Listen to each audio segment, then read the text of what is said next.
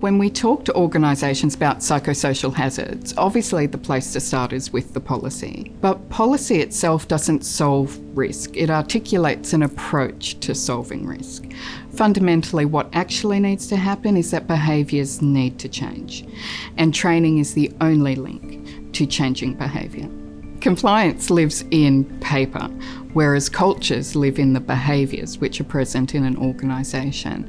That's why when developing a training program in response to psychosocial hazards, you really need to break it down into some key areas. Firstly, we'd look at awareness. So working with your workforce so that they're able to have awareness of the hazards themselves and ideally start to identify them in situ.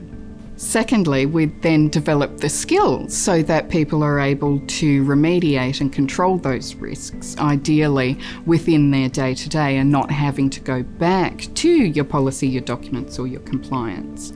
And then the final link is really driving behaviour. So having people engage in behaviours which fundamentally change an organisation and change the risk landscape. The key elements of an effective training program in relation to psychosocial hazards are scenario practice, so that people can see how the concepts actually play out within their organisations, not just have an academic understanding of them.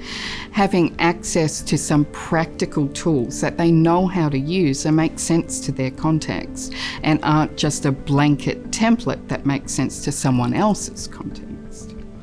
Peer learning is also really important, not just having an expert external to the organisation come in and talk about risks, but having peers share their experience of an organisation and how they're engaging with those learnings and how they're refining them to their context as well.